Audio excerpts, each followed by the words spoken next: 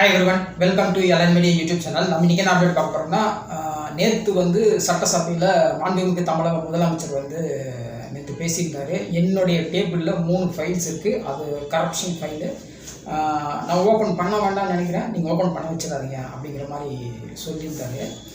அதாவது இந்த வார்த்தையை வந்து சோசியல் மீடியாக்களில் திருச்சி எப்படி பேசுகிறாங்க அப்படின்னா, அதாவது 3 ஃபைல்ஸ் இருக்குது, அது ஊழல் ஃபைல்ஸ் இருக்குது. அந்த ஃபைல்ஸை நீங்கள் ஓப்பன் பண்ண வச்சிடாதீங்க அப்படின்னா, திமுக கூட நீங்கள் கூட்டணி வைக்கிறீங்களா, அல்லது நீங்களும் வந்து அவங்க செய்கிற தவறுகளை நீங்கள் மறைக்கிறீங்களா அப்படிங்கிற மாதிரியான ஒரு பேசுகிறாங்க.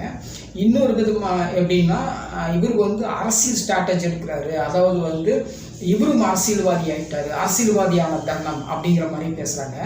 இது ரெண்டுமே கிடையாது. அதாவது என்னன்னா, அவங்க வந்து எப்பயுமே ஒரு கட்சி நடத்துகிறாங்கன்னா, அந்த கட்சிக்கு ஒரு போட்டின்னு வந்துருச்சுன்னா அந்த போட்டியில் இருக்கிற சூட்சமங்களை வந்து அவங்க கடைபிடிப்பாங்க. அந்த மாதிரி தான் விஜய் சாரும் வந்து கடைபிடிக்கிறாங்க. எப்படின்னா, அதாவது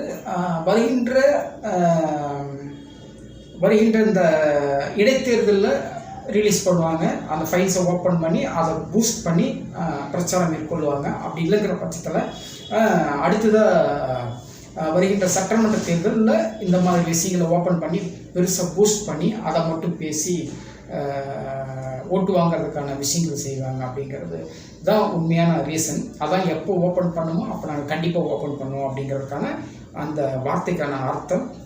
இந்த சோசியல் மீடியாக்களில் தவறாக திருச்சி பேசுகிறாங்க, அது உண்மை கிடையாது. தேங்க்யூ ஃபார் வாட்சிங் திஸ் வீடியோ.